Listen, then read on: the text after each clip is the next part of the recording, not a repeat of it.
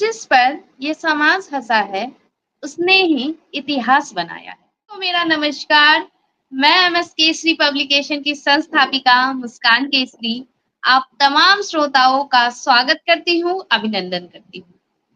आज राजस्थान से आदरणीय लक्ष्मीकांत जी जुड़े हैं मंच पे। आपका मंच पे बहुत-बहुत स्वागत है।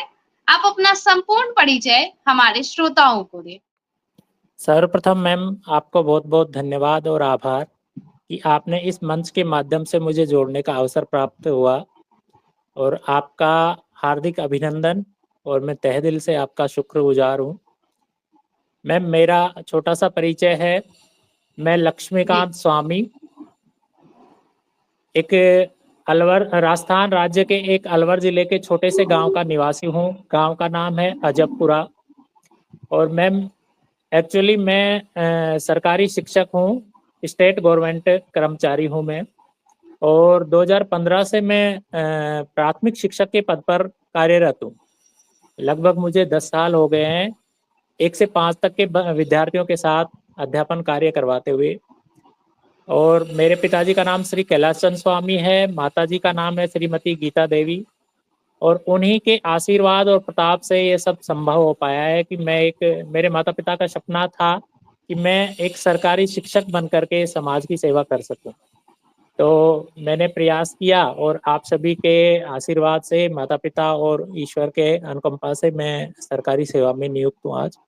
मैम साहित्य के बारे में ज़्यादा अधिक तो जानता नहीं हूँ, लेकिन कुछ छोटी छोटी कविताएं वगैरह ये मैं जब पढ़ता था उसी समय से कुछ लिखता था, पंक्तियां लिख लिख करके और एक सामान्य सी कविताएं लिखता हूँ मैं। इसके अतिरिक्त मैं बता दूं मैम, मैं शिक्षा के क्षेत्र में नवाचार के माध्यम से शिक्षण कार्य करवाता हूँ कक्षा में। साथ ही पर्यावरण से भी मैं जुड़ा हुआ हूँ। प्रतिवर्ष भामाशाहों के योगदान से वृक्षारोपण कार्य करवाना, विद्यार्थियों को पर्यावरण संरक्षण के प्रति प्रेरित करना और साथ ही अभी मुझे 25 मई 2025 को राष्ट्रीय पर्यावरण संरक्षण अवार्ड आयोजित किया गया था यहाँ गुजरात के गांधीनगर में, तो उससे भी मुझे नवाजा गया आप सभी के आशीर्वाद से। तो ये मेरा छोटा सा परिचय था मैम। बहुत ही शानदार आदरणीय आपका परिचय है और आप विभिन्न क्षेत्रों में कार्य कर रहे हैं, ये तो बहुत ही बेहतरीन बात है। जैसा कि आपने बताया कि आप राजस्थान से हैं, ना चाहेंगे कि राजस्थान में ऐसी कौन कौन सी स्थली है को घूमनी चाहिए और ऐसी कौन सी प्रसिद्ध व्यंजन है जो खानी भी चाहिए हमारे श्रोताओं को भी। देखिए मैम, राजस्थान जो राज्य है वो अपने आप में एक गौरवमयी इतिहास को लिए हुए है। राजस्थान प्रारंभ से ही शौर्य, पराक्रम और वीरता तथा साथ ही जो हमारे दैवीय शक्ति हैं उनकी एक भूमि रही है।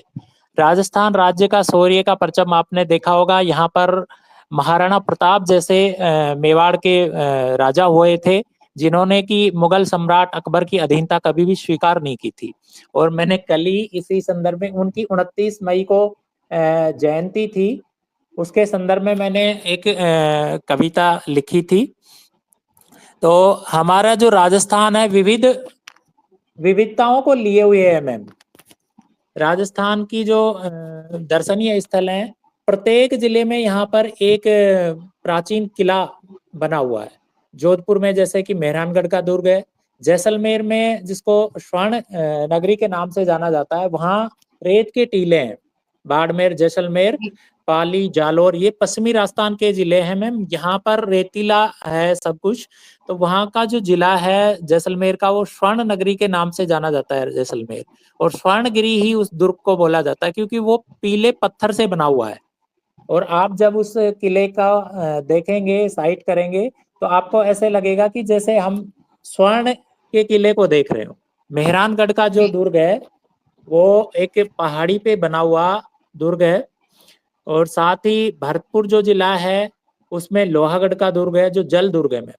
राजस्थान के अलवर जिले में बाला किला है जो पहाड़ी पे बना हुआ है। और इसके अतिरिक्त हमारे चित्तौड़गढ़ का जो शौर्य और पराक्रम है, महाराणा प्रताप की जन्मस्थली और कर्मस्थली वो चित्तौड़गढ़ जिला है। उस जिले का सबसे बड़ा दुर्ग है चित्तौड़गढ़ का दुर्ग, जो आपने सुना हो कि रानी पद्मिनी का जौहर, यदि आपने कहीं इतिहास में पढ़ा हो या सुना हो, तो रानी पद्मिनी का जौहर भी उसी चित्तौड़गढ़ दुर्ग में हुआ था। और हमारे यहाँ राजस्थान में एक कहावत प्रचलित है कि गढ़ तो चित्तौड़गढ़, बाकी सब गढ़ैया। यानी प्रत्येक जिलों में से सबसे सिरमौर जो है वो राजस्थान के चित्तौड़गढ़ का किला है। साथ ही कुंभलगढ़ में जो दुर्ग है, राजसमंद जिले में है ये स्थित। और कुंभलगढ़ के दुर्ग को देखने के लिए ऐसा बोला जाता है, कर्नल जेम्स टोड जो थे राजस्थान के इतिहास का, राजस्थान में किलों के अलावा बावड़ियां हैं, और इसके अतिरिक्त यहाँ पर बहुत सारे झरने, नदियां, तालाब, बहुत सारे प्राकृतिक दृश्य हैं, और साथ ही ये मंदिरों की भी एक धरा रही है। तो इस प्रकार यहाँ से इसके अतिरिक्त भी अन्य बहुत सारे दर्शनीय स्थल हैं मैम, जिनका आप आनंद उठा सकते हैं। बिल्कुल, बहुत ही शानदार तरीके से आदरणीय आपने थैंक यू। राजस्थान का पूरा भ्रमण करवा दिया अपने वाणी के थ्रू। बिल्कुल तो बिल्कुल। आदरणीय, क्योंकि आप एक शिक्षक भी हैं और एक लेखक भी हैं, तो आपको क्या लगता है थैंक वर्तमान समय में युवा साहित्य में रुचि रखते हैं या नहीं? जी मैम, एक्चुअली आपका वास्तव में बहुत अच्छा प्रश्न है। आज जो साहित्य परंपरा है वो मैम, जैसे अपन पहले के परिप्रेक्ष्य में देखें तो वास्तव में बहुत लुप्त सी हो गई। आप जैसे कवि ही बचे हैं जो कि इस साहित्य को बचा रखा है और इस परंपरा को निभा रहे हैं। लेकिन आज का युवा जी, शायद ही बहुत कम इसमें रुचि ले रहा है। वैसे हमें साहित्य के माध्यम से प्रेरित करने का अवसर देना चाहिए। प्रत्येक युवा के मन में ये जुनून होना चाहिए कि मैं कुछ ना कुछ अपने बारे में, अपने देश के बारे में, आज की जो भौतिक परिप्रेक्ष्य है या आज का जो दायरा है उसके बारे में लिखना चाहिए। तो आदरणीय, आपने कैसे अपनी इसकी शुरुआत की, साहित्यिक यात्रा की, और पहला आपका कौन-सा विषय था जिस पे आपने अपनी रचना लिखी थी? बिल्कुल। जब पढ़ता था उस समय से ही 2-2 4-4 पंक्तियाँ लिखता था मैं। तो मैंने जी, सर्वप्रथम एक मैं जब 10वीं क्लास में था तो एक कविता लिखी थी मैंने, गुलामों का गुलाम। वो मेरी रचना हमारे यहाँ अलवर, ये डाइट्स होती हैं जो शिक्षा विभाग की होती हैं, उसमें प्रतिवर्ष एक वार्षिक पत्रिका निकलती है, वातायन। उस वातायन में मेरी वो कविता पब्लिश हुई थी मैम, जिसमें मैंने अपने भारत के संदर्भ में लिखा था कि हमारा भारत आज़ाद हो गया है, लेकिन आज भी हम जैसे देखते हैं कि एक अमीर और गरीब के बीच की खाई को नहीं पाटा जा रहा है। आज भी हमारा देश एक तरह से शोषित वर्ग जो है नीचे का, वो शोषित ही है। तो उसके ऊपर मैंने लिखा था मैम। बहुत ही शानदार आदरणीय। तो हर किसी के जीवन में कोई ना कोई प्रेरणा स्रोत ज़रूर होते हैं। तो आपके साहित्यिक जीवन में आपके प्रेरणा स्रोत कौन है? जी मैम, जब मैं पढ़ता था मैम, उस समय हमारे एक शिक्षक हुआ करते थे जो मुझे 11वीं-12वीं में राजनीति विज्ञान पढ़ाया करते थे। तो हमारे जी, पड़ोस में ही एक कवि थे, डॉक्टर जयसिंह नीरज, और उनकी जो हमारी पुस्तक चलती थी, एक कविता थी उनकी, ढाणी का आदमी। वो हमारे पड़ोस के ही रहने जी। वाले थे और उन्होंने देहाती भाषा में लिखी थी। तो मैंने भी सोचा कि क्यों ना हम भी, हमारे सर ने जब पढ़ाया तो उन्होंने बताया उनका परिचय कि अपने पड़ोसी हैं और हमारे परिवार से बिलोंग करते हैं। तो मैंने उनसे धीरे-धीरे प्रेरित होकर के, स्व प्रेरित होकर के धीरे-धीरे कुछ पंक्तियाँ लिखने में लग गया। तो आदरणीय, किसी भी क्षेत्र में जाने के लिए कुछ ना कुछ परेशानियों का सामना करना पड़ता है। तो आप शिक्षक बने तब या आप एक जब साहित्यकार बने तब, तो आपको दोनों ही क्षेत्रों में किस तरह की परेशानियाँ झेलने को मिली? बिल्कुल मैम। देखिए मैम, मेरा जो जीवन था वो वास्तव में बहुत संघर्षशील था। मेरे परिवार की जो आर्थिक स्थिति थी, इकोनॉमिक, वो बहुत मतलब दयनीय थी। तो हमारे पास ज़मीन का ही साधन था, अन्य कोई जीविकोपार्जन का कोई साधन नहीं था। माताजी हमारी ज़मीन के माध्यम से ही हमें पढ़ा-लिखा करके, और खेती-बाड़ी का काम करते थे, हम साथ में उनके जुट के हम भी काम करवाया करते थे। जब मैं पढ़ता था तो मैं खेती का काम भी करवाया करता था और साथ में पढ़ाई भी करता था। और मुझे अच्छे से याद है कि जब मैंने स्कूल शिक्षा में प्रवेश लेने के लिए, जी मैम, ये कॉल आ गई थी मेरी।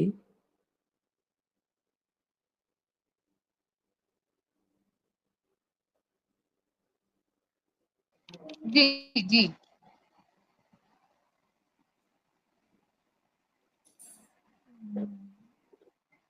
साइकिल के माध्यम से 10 किलोमीटर दूर जा करके मैंने शिक्षक जो प्रशिक्षण होता है वो प्राप्त किया था मैं।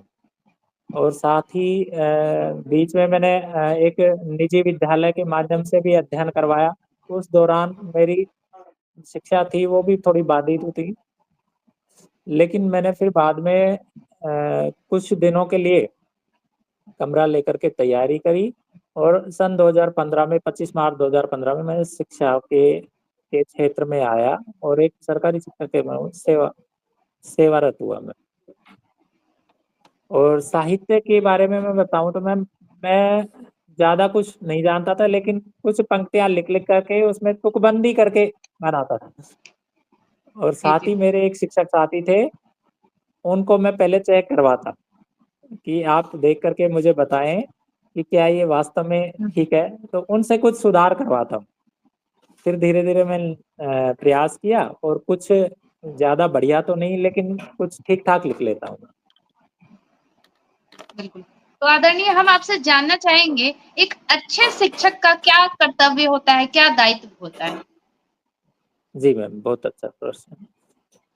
देखो, एक अच्छा शिक्षक केवल किताबी ज्ञान देना ही कोई बेहतर नहीं है मैम। विद्यार्थी को जब उसका सर्वांगीण विकास नहीं हो पाएगा तो वो शिक्षा का कोई उद्देश्य हासिल नहीं होता। कहते हैं कि विद्यार्थी केवल मार्किंग देना ही वो शिक्षा नहीं है।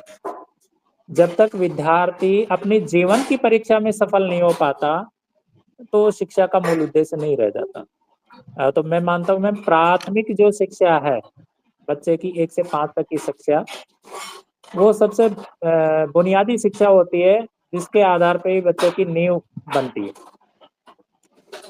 प्रथम गुरु एक माँ होती है और माँ के बाद प्राथमिक शिक्षा जो लेने जाता है तो प्राथमिक शिक्षक का दायित्व होता है कि वो बच्चे को बहुत अच्छे से और सहज और सरल और उसको शिक्षा प्रदान करे। केवल पुस्तकीय ज्ञान तक सीमित नहीं रखा जाएगा। बिल्कुल। तो आदरणीय अब हम आपसे जानना चाहेंगे कि एक रचनाकार को जब वो रचना लिखता है तो किन-किन बातों का ध्यान देना चाहिए हमें?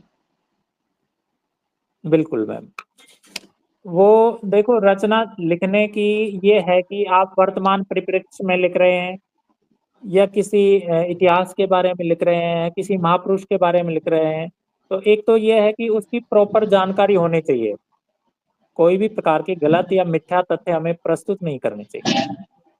और हम जब लिखते हैं, एक तो मात्राओं का, वैसे मैं ज्यादा जानता नहीं हूँ मात्राओं के बारे में, गुरु, लघु, दीर्घ और ये, लेकिन मैं ये देखता हूँ कि पंक्तियां जब लिख रहे हैं तो उनमें यह है कि फर्स्ट और द्वितीय पंक्ति में लगभग शब्दों की समानता होनी चाहिए और साथ ही तुकबंदी होनी भी जरूरी है ताकि उसको ये लय और लयबद्ध तरीके से अपन बोल सकें। तो आदरणीय आपको ऐसा नहीं लगता कि समय के साथ सोशल मीडिया कुछ ज़्यादा ही हित हमारा दबते जा रहा है? शायद यही वजह है कि वर्तमान समय में पुस्तकें कम बिकती हैं और सोशल मीडिया पे आईडीज़ ज़्यादा देखने को मिल रही है? बिल्कुल, वास्तव में आपका जो वर्तमान परिप्रेक्ष्य को देखते हुए बहुत ही अच्छा प्रश्न है मैम। कि आज के समय में हम देख रहे हैं कि प्रत्येक बच्चे के पास ले लीजिए या प्रत्येक व्यक्ति इस मोबाइल का एक तरह से आदी हो गया है।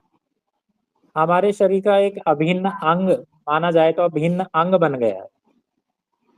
और प्रत्येक जो व्यक्ति है आज पुस्तकें पढ़ने में रुचि नहीं रखता है और मोबाइल के माध्यम से सारी चीजें सोशल मीडिया के माध्यम से जुड़ा हुआ है। तो ये वास्तव में कहीं ना तो कहीं एक बिल्कुल, बिल्कुल। तो आदरणीय ऐसा नहीं लगता है कि सरकार को या शिक्षकों को स्कूलों में, विद्यालयों में, महाविद्यालयों में कुछ कार्यशाला लगानी चाहिए? बिल्कुल मैम, ये आपने सही प्रश्न रखा है और आपकी जिज्ञासा वास्तव में बहुत अच्छी है कि यदि हम विद्यार्थियों को प्रेरित करेंगे तो ये विद्यालय, महाविद्यालय में ही संभव हो सकता है। तो विद्यालय से ही शिक्षक सीखता है और विद्यार्थी सीखता है और साथ ही शिक्षक को विद्यार्थी बहुत अपना आदर्श मानता है। और ये मेरा मानना यह है कि माता पिता के बाद जो एक विद्यार्थी होता है वो शिक्षक का ज्यादा कहना मानता है और उसकी बातों का अधिक असर होता है। तो ऐसा हम करवाते भी हैं कि जैसे 1 से 8 तक का विद्यालय है हमारा, तो उन बच्चों को हमें पुस्तकालय की पुस्तकें अधिक से अधिक प्रोवाइड करवाते हैं, ताकि बच्चों में स्वाध्याय की प्रवृत्ति विकसित हो पाए और साथ ही सोशल मीडिया को छोड़ करके पुस्तकीय ज्ञान उनको प्राप्त हो, ताकि वो अपने समाज में जीने के काबिल बन सकें। और साथ ही इसमें जैसे पुस्तकें हैं, महापुरुषों की जीवनियां हैं और अन्य बहुत सारे वृतांत हैं, उनसे सीख करके बच्चा भी उनके पद चिन्हों पर चलने का प्रयास करे। बिल्कुल, बिल्कुल आदरणीय। तो अब बारी है हमारे श्रोताओं और युवाओं को आप क्या संदेश देना चाहेंगे? बिल्कुल मैम, बहुत बहुत अच्छा प्रश्न है। मैं ये कहना चाहूँगा मैम कि प्रत्येक युवा भारत का जो हाथ में है, और एक जो जी, बच्चा है वो कभी ना कभी जाके अवश्य युवा बनेगा और इस भारत के भावी भविष्य के निर्माण में अपना सहयोग प्रदान करेगा। तो मैं प्रत्येक युवा से तो ये अपेक्षा रखता हूँ कि वो हमारी जो भारतीय संस्कृति की धरोहर है, परंपराएं हैं, उनको बना के रखें। साहित्य में हमारे भारत ने बहुत अच्छा नाम कमाया था, तो यदि हम उसको बढ़ाएं नहीं तो कम से कम प्रॉपर तो रखें, बना कर तो रखें उसको। और साथ ही हमें काम करने चाहिए और सोशल मीडिया से जुड़ें, लेकिन आप ऐसी चीजें देखें जो कि हमारे लिए ज्ञानवर्धक हों और समाज का भला और शिक्षा के क्षेत्र में उन्नति की करने वाली चीजें हों। हमें ये बिल्कुल, नहीं कि बिल्कुल। हमें हमेशा ही जुड़े रहें उनसे। बिल्कुल, तो बहुत ही प्यारा-सा संदेश आपने हमारे श्रोताओं को दिया और श्रोता भी आपके इस वीडियो को सुन के काफ़ी आनंद ले रहे हैं और आपके सारे बातों का समर्थन भी। आप सभी सुन रहे थे राजस्थान से आदरणीय लक्ष्मीकांत जी को, जो एक शिक्षक भी हैं और एक लेखक भी हैं, जिन्होंने अपना विचार आप सभी के साथ साझा किया है। उम्मीद है आप सभी को यह वीडियो बहुत पसंद आई होगी। इस वीडियो को ज़्यादा से ज़्यादा शेयर करें, लाइक करें और मैं लेती हूँ अलविदा। फिर मैं मिलूंगी अगले सत्र में एक नए प्रेरणा स्रोत के साथ। तब तक आप सभी को नमस्कार। नमस्कार। थैंक